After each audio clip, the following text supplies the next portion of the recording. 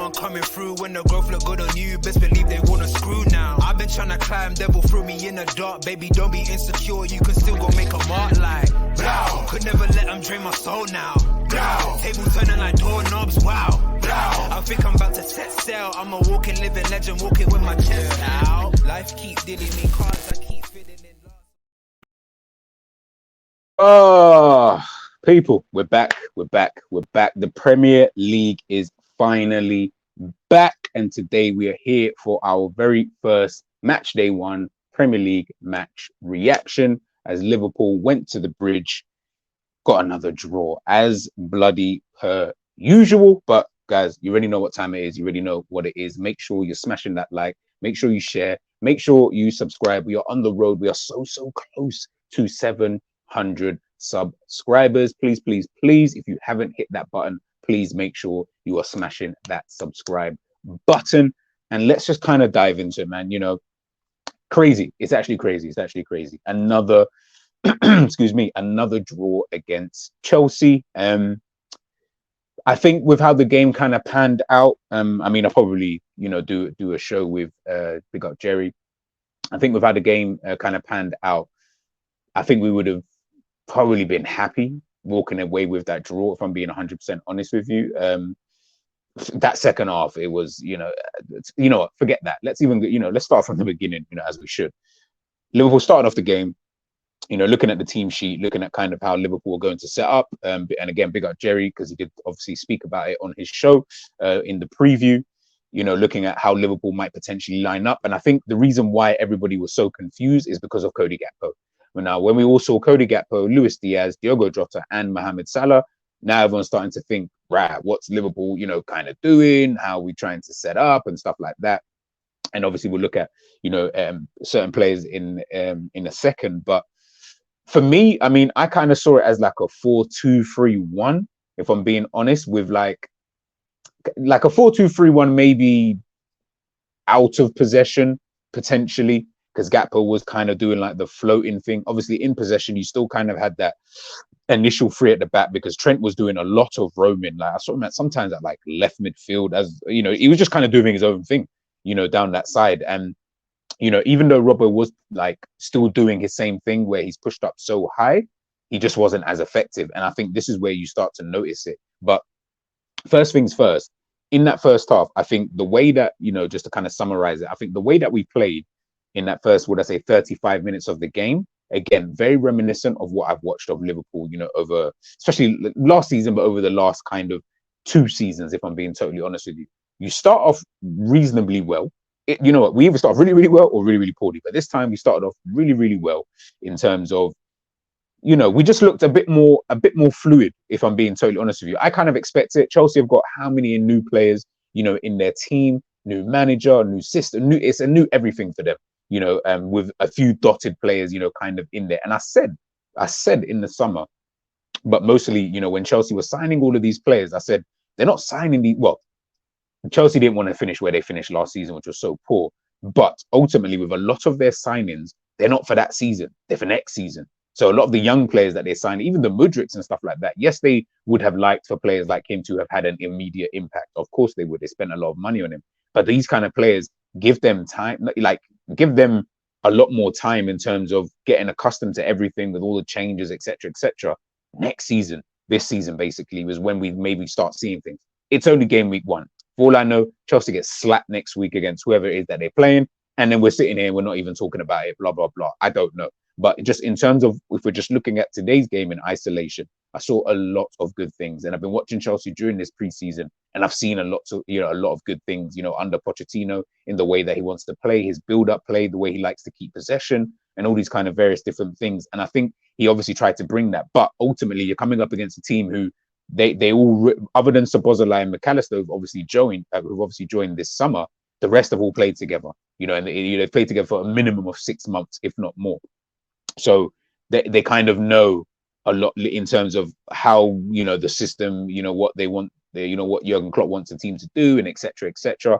So you notice that straight away. Even players like Colwill, Disasi, I thought they were a bit nervy when, you know, when they started the game. And Mohamed Salah, we'll get onto him in a second, but Mohamed Salah for the assist, absolutely peach, perfect, excellent, loved it, absolutely loved it. And maybe we're going to see a lot more of that from Mohamed Salah, this season where he becomes more of the facilitator, so to speak. But, we just looked a bit more fluid. We looked more fluid in the attack. Going back the other way, Chelsea was still finding pockets of space in behind, the defensive midfielder in McAllister, so to speak, and Trent, both of them kind of playing in that double pivot. For me, I just felt like Chelsea were getting into these dangerous areas, quite a lot. And one of the main things that, I kind of, the first thing I wanted to talk about today was obviously Gakpo's position. Let's take off this banner. Was obviously Gakpo's position. Again, like I said, a lot of people talking about it. Liverpool playing with like 4 attackers, blah, blah, blah, all of these kind of things. And, I kind of looked at it and I was like, I personally, I don't like Gakpo in this midfield position. I just don't think it works for Liverpool.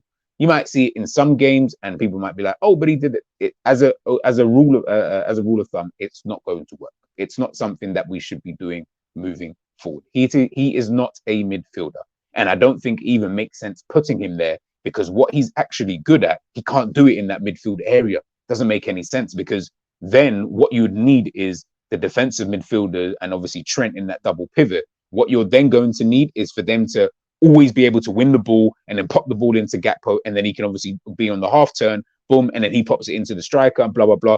It's too many passages of play for Liverpool, who like to play more on the quick passes and, quite direct. I feel like with Gakpo in the midfield anyway, I just feel like you don't need to have him there. What Gakpo likes to do is he likes to drop in. He prefers to drop in and become a bit more of the link man, just like a Firmino used to do, because then you become the link man for everybody else, and then you give Chelsea more issues. Having him there, he was literally in no man's land. Like, I didn't understand at all what watch the game, you'll see he looked like he didn't even understand what the hell, he needed to kind of do. Just a couple of stats. But sometimes I don't even really like looking at stats too much, but we'll look at them obviously here. Touches, 29 of them. Accurate passes, he made 10 of them. Key passes, obviously got himself 1. Dribble attempts, 2, got 1. Ground duels. Yeah, stats-wise, it wasn't really too crazy. But, just in terms of his overall game and everything like that, I was just really, really confused as to what is it you're here to do? And cool. If you know what it is that you're here to do, you ain't doing it properly. Do you know what I mean? We need someone else in that position, because you clearly can't do that. And I just felt like that was always a problem.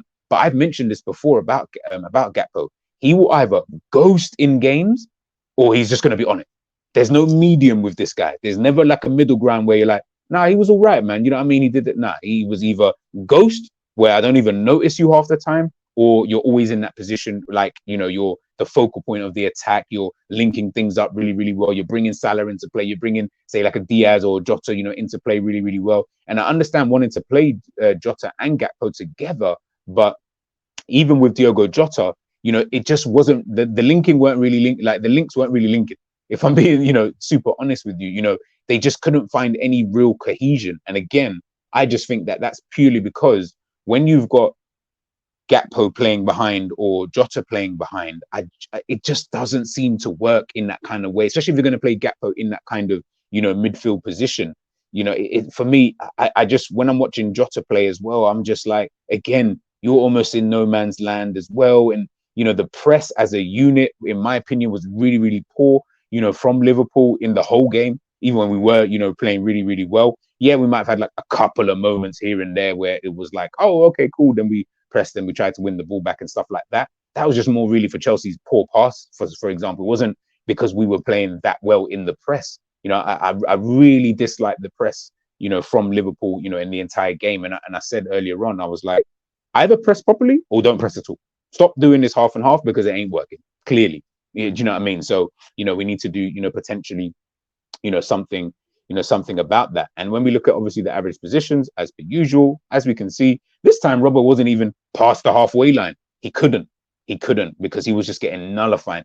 I actually don't think Robbo was as bad as people are making out. Hence why I always think, yeah, someone said that, about there being agendas and stuff like that to players. Yeah, they might, I don't know, Robbo could be the guy of the season. I mean, listen, he's played poor games and stuff like that. I don't think he was even our worst player. I think our worst player was Gakpo. I think he was absolutely poor. Him and Trent, in my personal opinion. I think they were actually both quite poor, in the game, weren't really useful. You can even see Trent's positioning, in the game as well. He can't really get himself higher. And I think that's where Chelsea did really, or that's what Chelsea did really, really well. Playing with that 3-5-2 formation, pushing our wing backs, or quote unquote wing backs, pushing them further back. We couldn't push ourselves too far forward because they were just doing us on the overload all the damn time. But I want everyone to kind of, take a look here at this kind of positioning, in the middle of the park.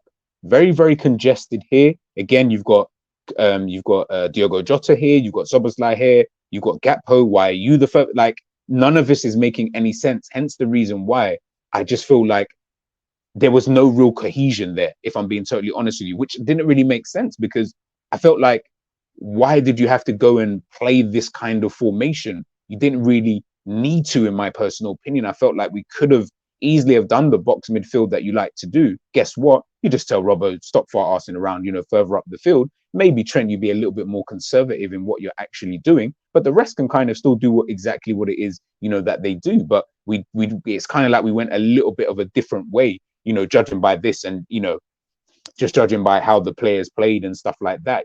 Virgil van Dijk so deep in the game. Again, was that because of the way Chelsea played? Nicholas Jackson played really, really well, I thought, in his debut for Chelsea. I felt like he didn't mind going on Konate or a Van Dijk in the game. And, if he continues, stuff like that, then ultimately it's going to do really, really well, for Chelsea moving forward. But I just felt like in that first 35 minutes, as much as I felt going forward, we were really, really good. Again, it's the same thing, and we're going to keep talking about it. It's transition, transition, transition. It just seems to always be transition. Hence the reason why I keep asking the question, will a defensive midfielder change that? Or do we need to start worrying about the tactics? Do we need to set up in a way, as opposed to moaning about not having a DM? I'm not saying a DM isn't going to help to some level of a degree, but it's not going to be the only thing, in my personal opinion. But again, we'll obviously have to wait and see, if Liverpool can obviously get in, that kind of, defensive midfielder. Again, as I mentioned before about Trent's positioning, in the game, again, in the inverted thing, I felt like he was, misplacing a few passes and stuff like that. You can see accuracy really, really poor, 64%, for Trent. That's really, really low. Lost the possession 23 times, trying passes that weren't really always there, losing the ball sometimes in the middle of the park. And sometimes when you're losing the ball, and, Jerry's spoken about this before, when you're losing the ball in that middle of the park, it's different. Do you know what I mean? It's a bit different. You know what I mean? Because now the opposition have got many ways that they can go now, many ways that they can now attack you. Over there on that right-hand side, it's a little bit different because you've only really got the one, potentially two ways that you can go, either go back or come in field. Here, I can go left, I can go right, I can go through the middle. I could go back if I need to go. Like, there are other ways, in which the team could potentially hurt you, finding players in pockets of spaces and stuff like that. And I just felt that, he didn't really cover himself in glory today, if I'm being 100% honest. Another player who I don't have his heat map or anything up, but one player who I felt sorry for, didn't play poorly or anything like that, but I just felt sorry for, was Dominic Szoboszlai. I felt like we seem to have just signed a Henderson 2.0, yeah, but just with more tech, could take corners in that as well. We are not utilizing these players properly, and if you keep on doing this, at some point in time, someone's going to say, I'm not going to give you these anymore. How about that? I'm not going to give you these kind of players anymore, because yes, he done the doggy work and stuff like that. And if that's what Jurgen Klopp wants the players to do, then fair enough. And he did that, like, fine. He was okay. I'm not even getting onto him for having a poor performance, because I don't think he was actually poor. But we're not seeing the Dominic Szoboszlai that I assumed that we were going to see coming into this Liverpool team, playing further up the field. We're seeing one who's being held back a little bit, his attacking instincts, at times a little bit petulant as well, but I think that's just in his nature. We're not really seeing that. Again, I see a lot of people, some stats guys, they keep posting up about Dominic Szoboszlai and keep showing me your ground. I don't give a flying about that. That's not why we signed. Well, I'm not the manager, of course. That's not why I think fans wanted us to sign him, why we were so excited in seeing a player like Szoboszlai, because we know what he can do further forward. We know that when he get him into these kind of areas, I expect him to start taking more shots, at goal. There's a couple of times in the game, take a shot. Why are you passing it? Take that shot, mate. Forget you've got the shot, trust in your own abilities. But then I'm thinking that's just an instruction by the manager. Don't shoot potentially in that position. Maybe try and find the player, out far right or far left, for example, and then keep the ball moving that way. No, trust in your abilities, man. He's got that instinct anyway. Go out there and do it. But I just think that McAllister on the defensive side, I think we all know he's when I say he's not a defensive midfielder, he's just not the defensive midfielder in this team. He could have gone to Manchester City and played in DM, and I think he'd be absolutely fine because of the way that they set up.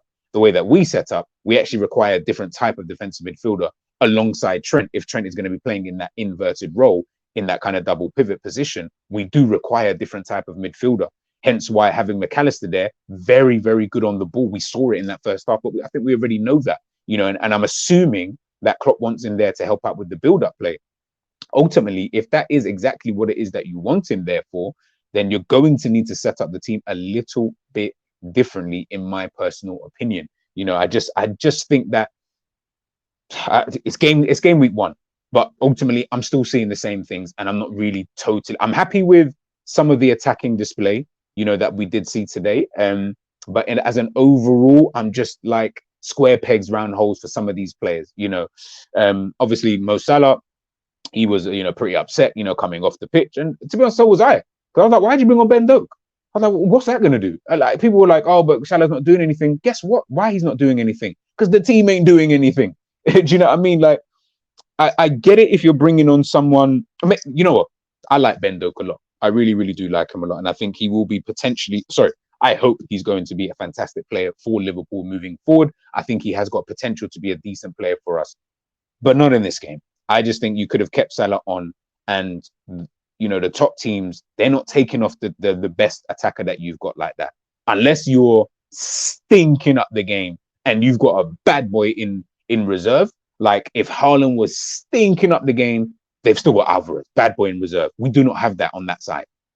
Doak is not the bad boy in reserve, in comparison to a Salah. So you taking him off, I can see why he was angry about it. I would have been 100% angry. You're taking off your best attacker. Of course he's going to be pissed off. You're not even bringing on your second best attacker. You're just bringing on a guy who, I guess, it's just more about the unpredictability about him. Again, this isn't to get onto Ben Doak. Do your thing, bro. When you come on, do your thing, and this, that, and the third. But again, Klopp, hey, that's going to be a conversation between him and Salah. We'll see how that kind of develops, as the season kind of goes on in a general sense. But for me, I was baffed. I was honestly baffed. Like it would have made more sense if they had taken off Salah and Diaz was on the bench and you put Diaz in that position. I would have maybe understood that a little bit more. But the fact that you did that, I was kind of like, hey. But again, big up Ben Doak every single time. And I don't. This isn't even about Ben Doak. It's just more about Klopp and the decisions that you are making, in game, and that's what's going to frustrate us throughout the season. But again, like I said, going forward, I think Liverpool will be fine. We'll score goals. We've shown we score goals. They had a disallowed goal, potential penalty, and all that kind of stuff. I'm not really going to get into that, but I just think as an overall, it's only game week 1, so I'm not even trying to go overboard. But I can only judge on what I see in terms of the improvements and the things that I see good. Attacking wise, getting certain players on the ball like McAllister, I'm more than happy with. I haven't really got too much of an issue with that. Diaz, very good goal. Salah, very good assist. He did fade as the game continued. Diaz was a bit lively, but again, I felt like the front three with Jota and Salah, the press was not there at all. And when that press isn't there, it's a knock-on effect to that midfield. And then we saw, that's when Chelsea, started to get, picking up the best player on the pitch, Enzo Fernandez, excellent on the ball. That's what you call a controller in the middle of the park. And he's not even a destroyer. Hence the reason why I mentioned between McAllister, if you set up in a certain way, McAllister's performance should always be like an Enzo performance of today. It should be the same. Control the midfield without having to knock 20 people about, because you've got Conor Gallagher there.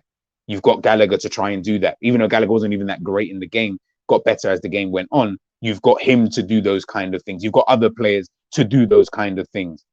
McAllister doesn't need to be there to, to try and do everything, because he can't do everything. Maybe that's why, potentially getting in a midfielder might help in a certain sense. But again, it will always, always, always come down to the way that you set up. And until Klopp changes that, you're going to concede goals. You're going to, have teams keep, coming in and stuff like that. So, it's one of those kind of things. But, again, a draw at Stamford Bridge isn't even a bad thing. But I just felt like the game was probably there for the taking, so to speak. Well, I say that, so to speak, in that first half. More so, Chelsea has 65% possession. I believe it was only the fourth time. Someone mentioned this before, might be completely wrong.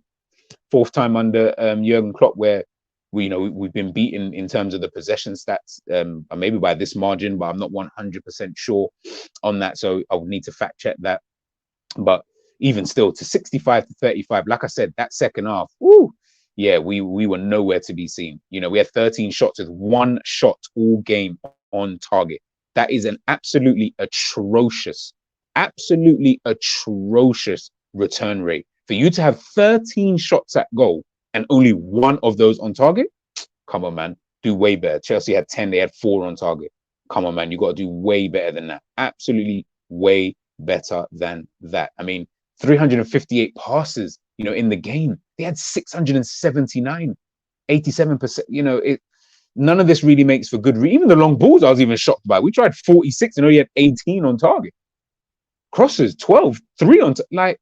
Come on, man. I mean, they were pretty poor in the crosses as well, by the way. Let me not even give them too much of flowers, because they were pretty poor in terms of what they were trying to do, but they were having lots of the ball out wide. Reece James, Ben Chilwell, over there on those sides. Again, being able to push those two were a threat today. They were really a threat, and they caused Robbo and Trent/Konate problems in terms of down those kind of sides. So again, much more improvement needs to be made. It's only game week 1.